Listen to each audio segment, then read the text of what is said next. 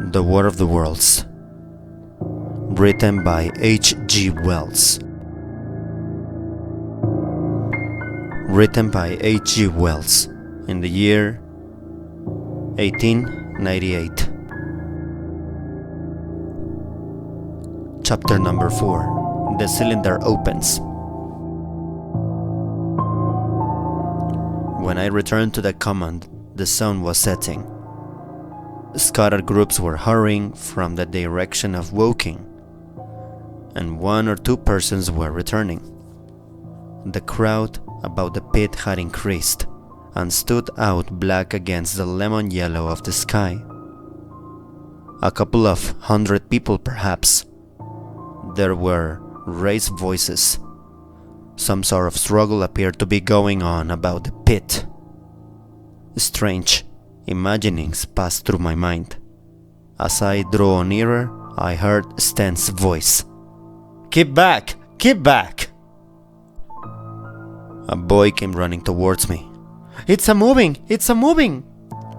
he said to me as he passed. "A screwing and a screwing out! I don't like it. I'm going home. I am."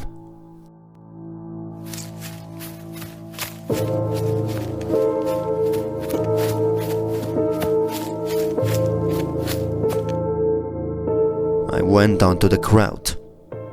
There were really, I should think, 200 or 300 people elbowing and jostling one another, the one or two ladies there being by no means the least active.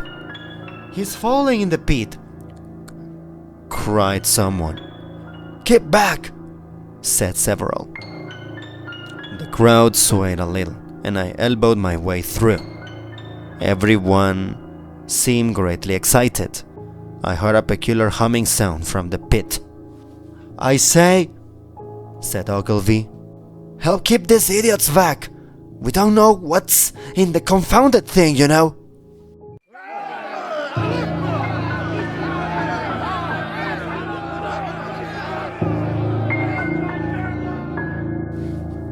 I saw a young man, a shop assistant in Woking, I believe he was, standing on the cylinder and trying to scramble out of the hole again.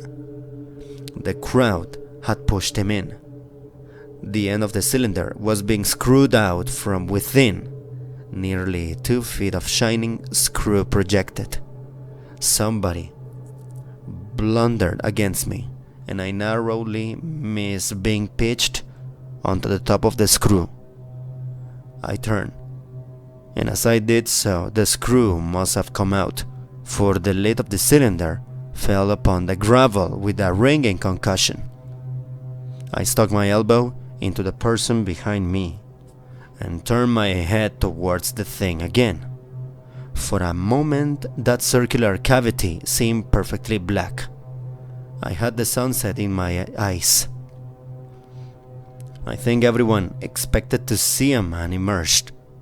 Possibly something a little unlike us terrestrial men, but in all essentials a man. I know I did, but looking, I presently saw something stirring within the shadow. Grayish, billowy movements, one above another, and then 2 luminous discs, like ice. Then something resembling a little gray snake, about the thickness of a walking stick, coiled up out of the writhing middle and wriggled in the air towards me. And then another. A sudden chill came over me. There was a loud shriek from a woman behind.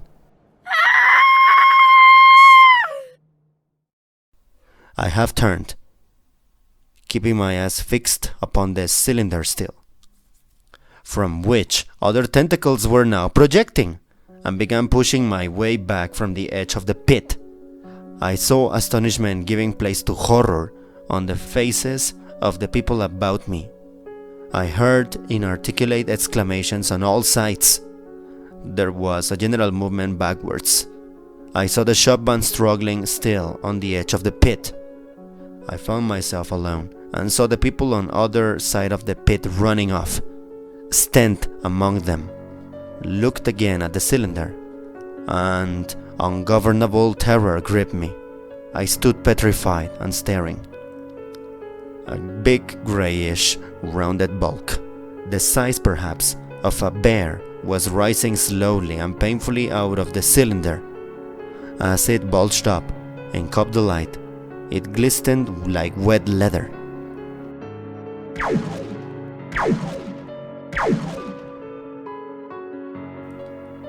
Two large dark-colored eyes were regarding me steadfastly. The mask that framed them, the head of the thing, was rounded and had, one might say, a face.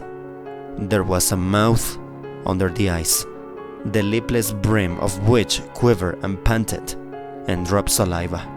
The whole creature heaved and pulsated convulsively. A lank tentacular appendage gripped the edge of the cylinder. Another swayed in the air. Those who have never seen a living Martian can scarcely imagine the strange horror of its appearance. The peculiar V-shaped mouth with its pointed upper lip, the absence of brow ridges, the absence of a chin beneath the wedge-like lower lip, the incessant quivering of this mouth, the gorgon groups of tentacles, the tumultuous breathing of the lungs in a strange atmosphere, the evident heaviness and painfulness of movement due to the greater gravitational energy of the Earth. Above all, the extraordinary intensity of the immense eyes were at once vital, intense, inhuman, crippled, and monstrous. There was something fungoid in the oily brown skin, something in the clumsy deliberation of the tedious movements unspeakably nasty.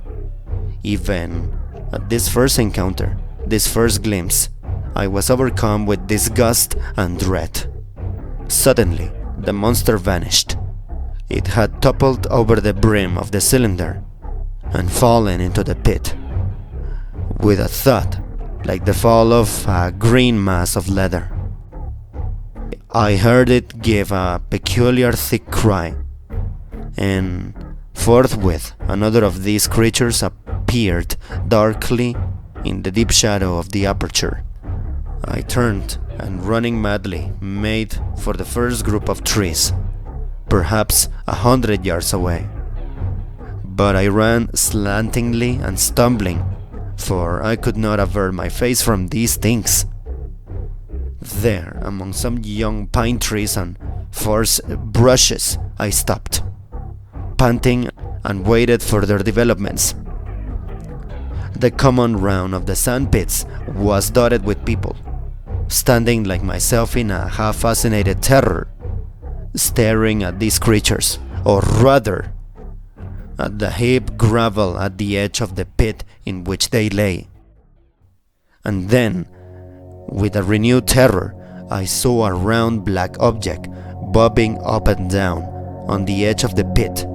It was the head of the shopman who had fallen in, but showing as a little black object against the hot western sun.